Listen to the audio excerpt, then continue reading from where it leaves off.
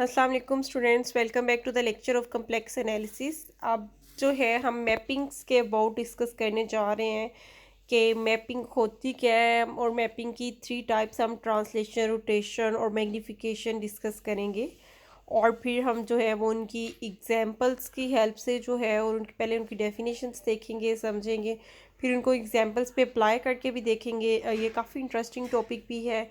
और सबसे पहले तो हम ये देख लेते हैं कि मैपिंग होती क्या है। मैपिंग बेसिकली हमारे पास रिप्रेजेंटेशन है one region to the other plane. किसी एक प्लेन को दूसरे प्लेन पे जो मूवमेंट है उसको हम कहते हैं मैपिंग। जैसे कि इसमें हमें कोई ना कोई कंडीशंस गिवन होगी, उसके अकॉर्डिंग जो है वो हम उसकी जो है वो मूवमेंट होगी एक प्लेन से दूसरे प्लेन पे। कुछ हमें इनपुट दिया गया होगा, जो हमें इनपुट डाटा दिया गया होगा उसको हम एक प्लेन पे ड्रॉ करेंगे। जैसे अभी हमने प्रीवियस पार्ट में देखा कि हम कॉम्प्लेक्स फंक्शंस को जो है वो दो प्लेन पे जो है वो ड्रॉ करते हैं। एक पे हमारे पास डोमेन होती है, दूसरे पे हमारे पास रेंज होती है। तो यहाँ पर अगर हम देखें कि लीनियर मैपिंग की हमारे पास सबसे पहले तो टाइप्स कितनी है लीनियर मैपिंग की, हम थ्री टाइप्स यहाँ पर डिस्कस करेंगे। फर्स्ट टाइप जो है इसकी वो है ट्रांसलेशन, सेकेंड टाइप रोटेशन और थर्ड है हमारे पास मैग्नीफिकेशन। अब इन तीनों को जो है वो वन बाय वन हम डिफ़ाइन करेंगे और फिर इनकी जो है वो एग्जांपल्स जो है वो भी देखेंगे कि हमारे पास क्या होती हैं। सबसे पहले तो हमारे पास आ गई है ट्रांसलेशन। अब ट्रांसलेशन में हमारे पास क्या होता है कि अंडर दिस मैपिंग, इस मैपिंग में हमारे पास जो है shape and size of the region preserved.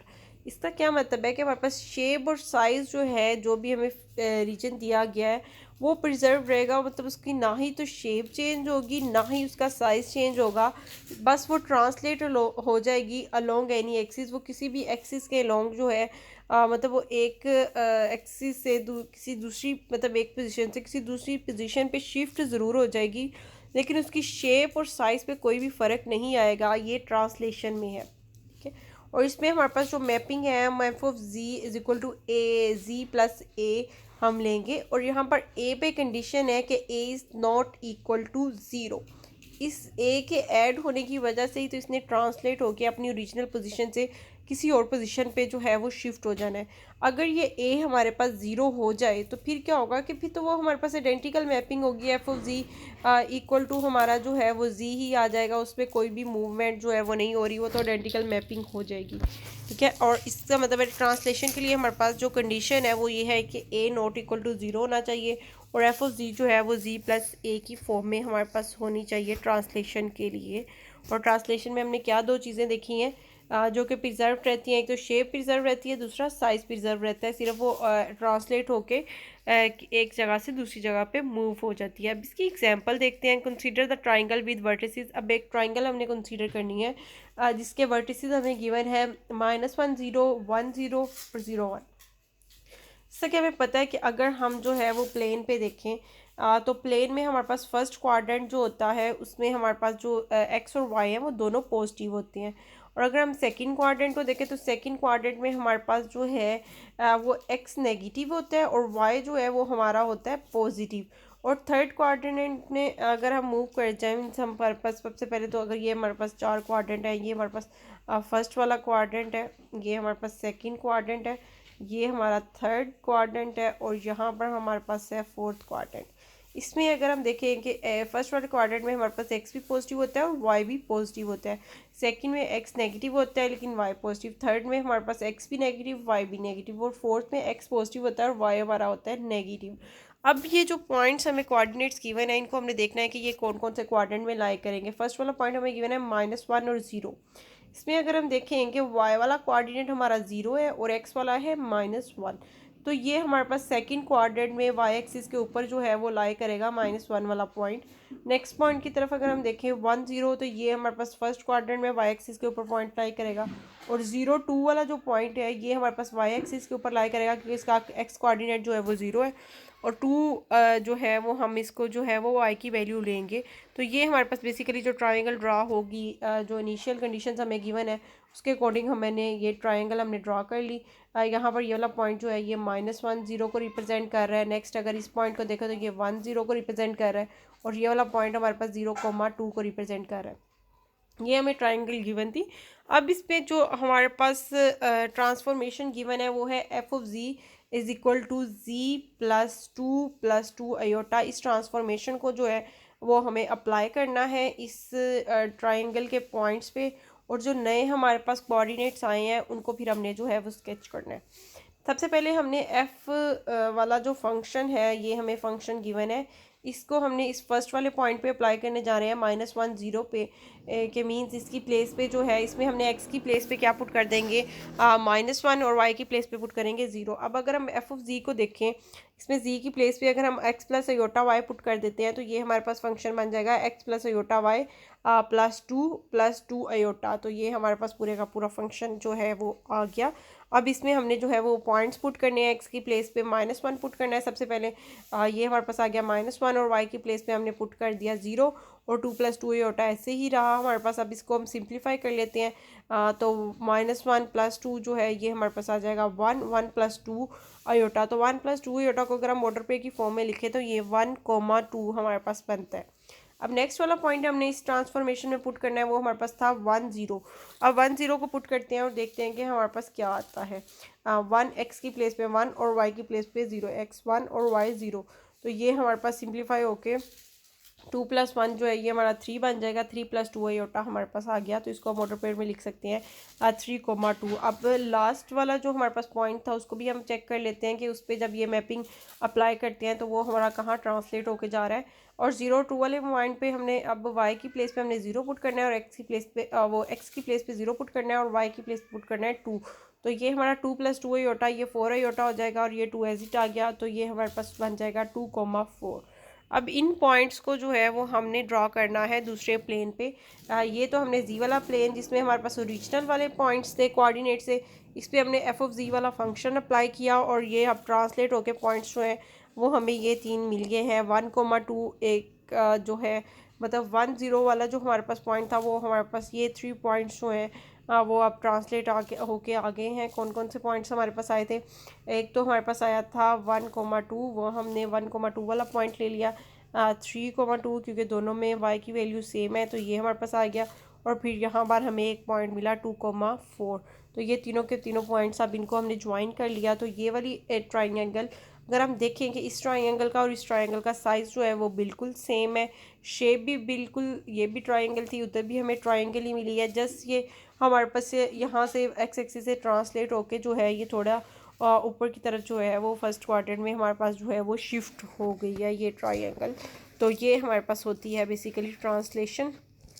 इसको हम जो है इसमें हमारे पास जी था और इसमें जी में हमारे पास ऐड हो रहा था ए इसमें हमारे पास ये था 2 + 2 अयोटा। तो ये 0 नहीं था, तो यहाँ से भी हमें पता चल जाना था कि ये ट्रांसलेशन है। उसके अलावा हमने चेक करके इसको जो है वेरीफाई करके भी देख लिया ग्राफिकली, इसको प्लेन्स पे जो है वो ड्रॉ करके भी हमने देख लिया कि ये हमारे पास हो रही है, ट्रांसलेशन हो रही है। अब नेक्स्ट जो है वो कॉन्सेप्ट है, वो कॉन्सेप्ट हमने देखना है रोटेशन का। रोटेशन क्या होती है। अब इन रोटेशन साइज एंड शेप जो है वो प्रिजर्व रहती है। पहले भी हमने कहा कि साइज़ और शेप जो है वो प्रिजर्व रहेगी, और हमने कहा था कि वो एक जगह से ट्रांसलेट होकर दूसरी प्लेस पे चला जाएगा। वहाँ पर ट्रांसलेट हो रहा था लेकिन यहाँ पर जो है वो रोटेट होगा ऑब्जेक्ट। ठीक है, अ कम्प्लेक्स लीनियर फंक्शन अगर हम ले लें R of ji is equal to A G और where A mod is equal to 1, A mod यहाँ पर जो है वो 1 होना चाहिए। तो फिर हम इसको कहेंगे कि ये हमारे पास जो है वो हो रही है, रोटेशन हो रही है। तो इसको चेक कर लेते हैं इसकी एग्जांपल्स में। सबसे पहले इसको थोड़ा सा ऑब्जर्व कर लेते हैं कि अगर हमने इसको जो है दोनों कम्प्लेक्स नंबर्स हैं, ए भी कम्प्लेक्स नंबर है और जी भी हमारा जो है वो कम्प्लेक्स नंबर है। तो ए हमने अगर e⁻⁴ और जी मोड e⁻⁴ हमने लिया हुआ है और इन दोनों को हम मल्टीप्लाई कर रहे हैं। तो यहाँ पर अगर इस ए मोड की वैल्यू जो है वो हम 1 नहीं लेते तो क्या इफेक्ट आता है, क्योंकि हमने रोटेशन में कहा कि ए मोड 1 होना चाहिए। जैसे हमने ट्रांसलेशन में कहा था कंडीशन हमारी ये थी कि A is not equal to 0 होना चाहिए, और हमने देखा था कि अगर 0 हो जाता है तो फिर वो जो है वो हमारे पास जो है वो ट्रांसलेट नहीं होता, वो हमारे पास उसी जगह पे जो है। तो यहाँ पर अब हम ऑब्जर्व कर रहे हैं कि अगर ये ए हमारा 1 नहीं होता तो फिर इसका मतलब है कि इसका साइज़ जो है वो इंक्रीज़ हो जाएगा। अगर ये जी मॉडुलस के साथ मल्टीप्लाई होते हैं तो इसका साइज़ जो है वो रोटेशन के बाद जो है वो इंक्रीज़ हो जाएगा। ठीक है। तो इसलिए यहाँ पर रोटेशन में हमारा ए मोड जो है वो 1 होना कंपलसरी है।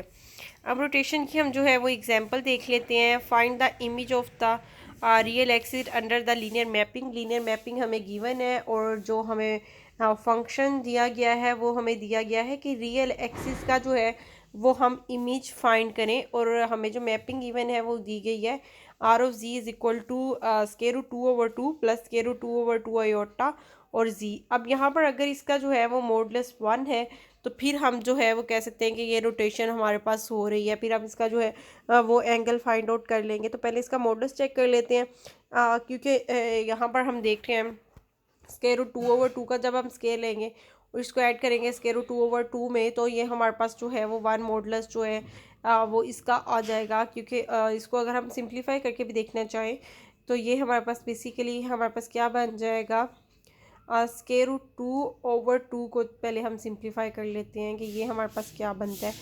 ये हमारे पास जो है वो 1/√2 आ जाएगा। क्योंकि 2 को हम लिख सकते हैं, 2 को हम क्या लिख सकते हैं कि square root 2 into square root 2। तो ये एक तो स्क्वायर रूट 2 ऊपर वाले से कैंसिल हो जाएगा और बाकी 1/√2 ये हमारे पास बच जाएगा। अब 1/√2 प्लस 1/√2 इसका हमने स्केयर लेना है। तो ये हमारे पास क्या बन जाएगा, स्क्वायर रूट 2 का जब हम स्केयर लेंगे तो वो हमारे पास बन जाएगा 2। तो 1/√2 जो है इसका स्केयर हमारे पास बन रहा है 1/2। तो दोनों में हमारे पास 1/2 आ जाएगा। तो 1/2 को जब हम 1/2 से ऐड करेंगे तो वो हमारा बन जाएगा 1। तो 1 ही का जब हम स्क्वायर रूट लेंगे तो वो अगेन हमारे पास 1 आ जाएगा। तो इट मीन्स कि यहाँ पर रोटेशन हो रही है क्योंकि ए का जो मॉडुलस है वो हमारा 1 आ रहा है। अब हमने इसका जो है वो एंगल फाइंड करना है थीटा। अब टेंजेंट इनवर्स ऑफ y/x जो है वो हमारा होता है थीटा की वैल्यू। तो टेंजेंट इनवर्स हम ले रहे हैं, y और x दोनों सेम है। तो टेंजेंट इनवर्स ऑफ 1 जो है, जब भी हमारे पास y और x रियल और इमेजिनरी पार्ट सेम हो तो एंगल हमारे पास π/4 ही आता है। क्योंकि ये दोनों सेम है तो ये कैंसिल आउट होकर 1 आ जाएगा। तो टेंजेंट इनवर्स ऑफ 1 जो है वो हमारा होता है π/4।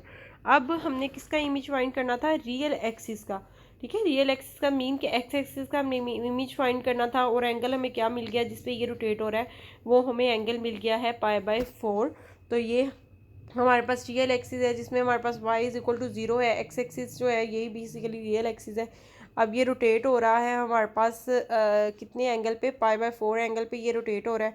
और ये ये रोटेशन अप्लाई करने के बाद हमारे पास ये नई लाइन आ गई है, जो कि हमारे पास फर्स्ट क्वाड्रेंट और थर्ड क्वाड्रेंट को जो है वो बाइसेक्ट कर रही है।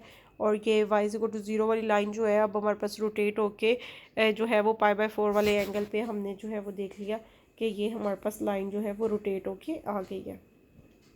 अब नेक्स्ट जो है वो भी काफ़ी इम्पोर्टेंट और इंटरेस्टिंग सा है कि मैग्नीफिकेशन हमारे पास क्या होती है। मैग्नीफिकेशन अब हमने देखनी है कि मैग्नीफिकेशन कैसे हमारे पास होगी। रोटेशन ट्रांसलेशन तो हमने देख ली।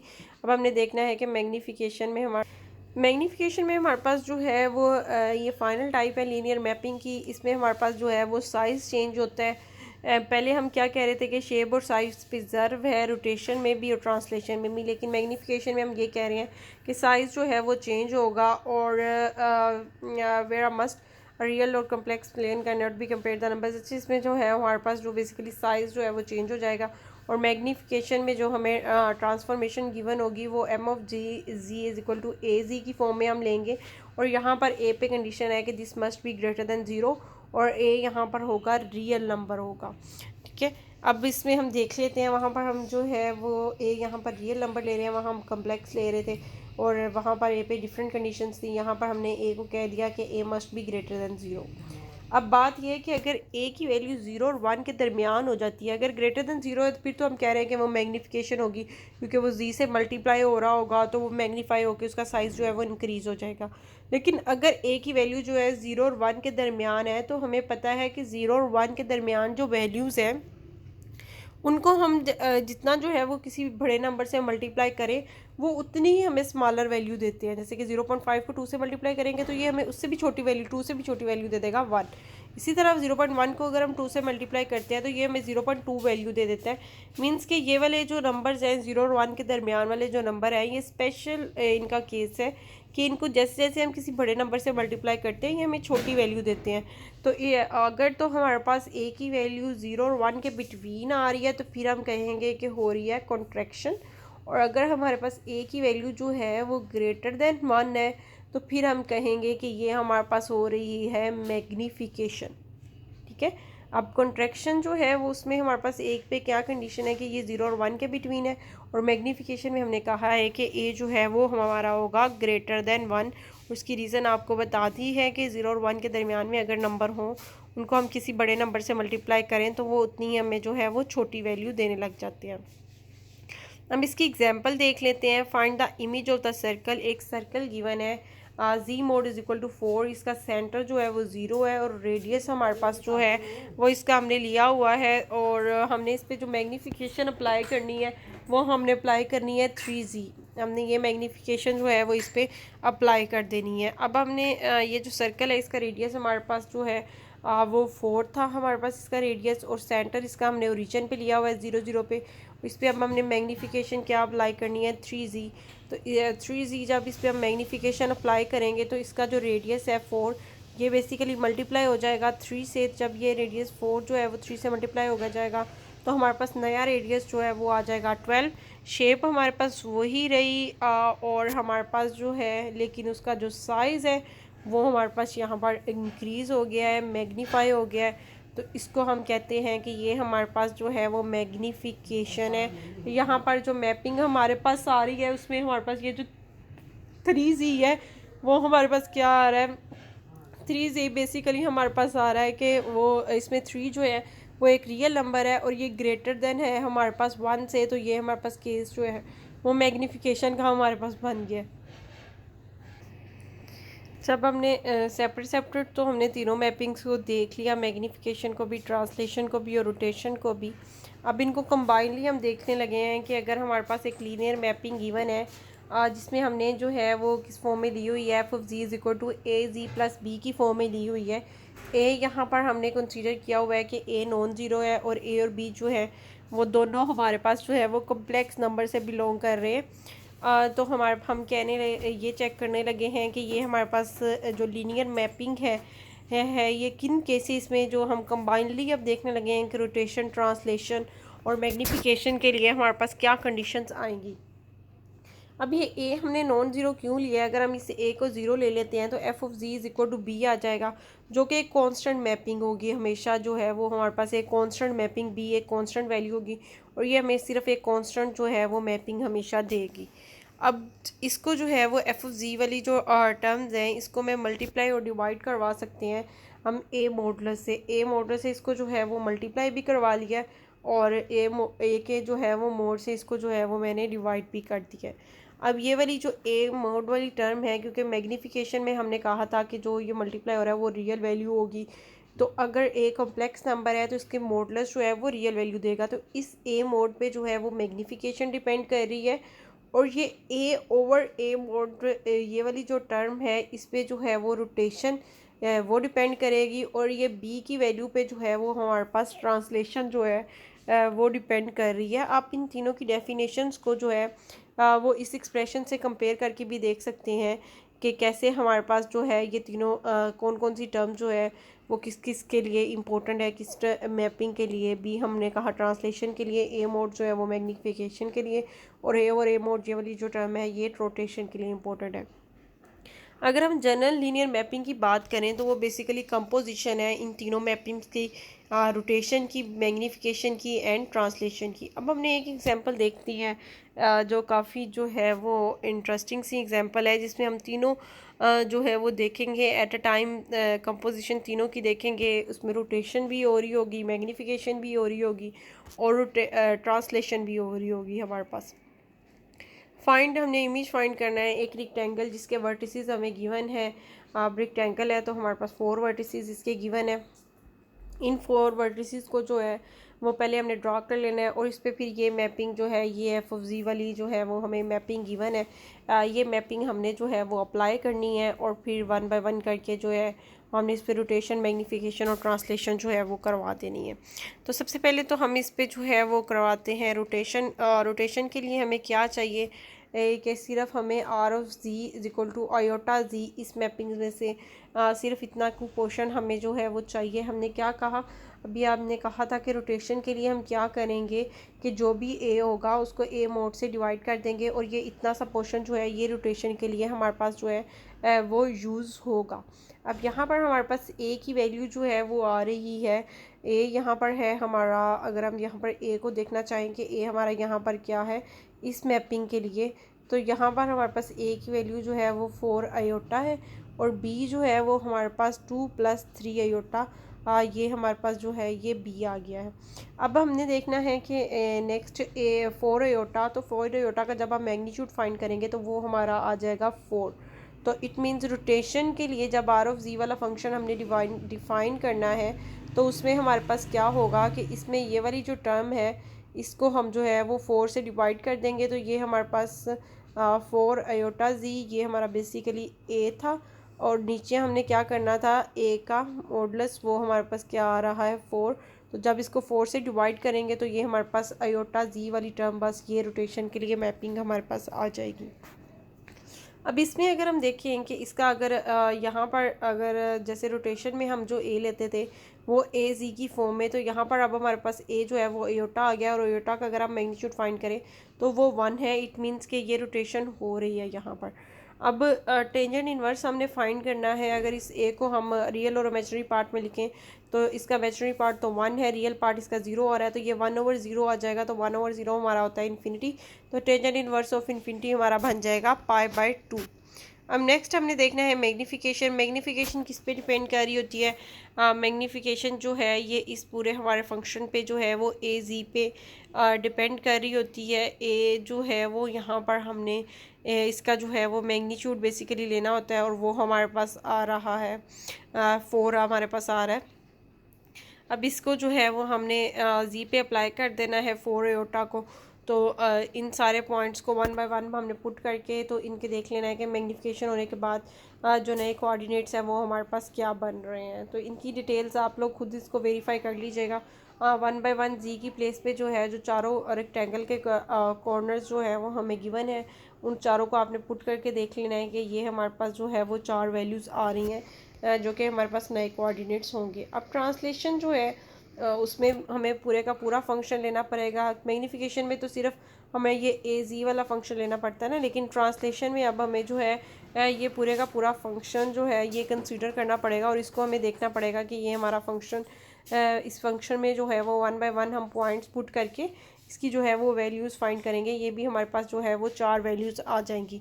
अब हमारा अगला काम क्या है, हमारे पास एंगल जो है वो बन रहा था π/2 का, मतलब 90 का एंगल बन रहा है। जो पहले वाली रेक्टेंगल के कोऑर्डिनेट्स हैं उन चारों को पहले हमने जो है वो स्केच कर लेना है कि वो हमारे पास क्या बन रहे हैं। अब अगर हम इसमें देखें -1 और 1 वाला जो पॉइंट है ये हमारे पास बनेगा फर्स्ट वो सेकंड क्वाड्रेंट में बनेगा और इसी तरह 1 1 वाला पॉइंट 1 प्लस आयोटा वाला 1 1 वाला ये फर्स्ट क्वाड्रेंट में 1 2 वाला और -2 1 वाला 2 वाला पॉइंट्स, इन सबको हमने बारी बारी जो है वो स्केच करके देख लिया। और फिर मैग्नीफिकेशन होने के बाद अब सबसे पहले रोटेशन हो रही है, ये π/2 पे रोटेट हो रहा है, मतलब पहले ये हॉरिजॉन्टल था अब ये वर्टिकल हो जाएगा।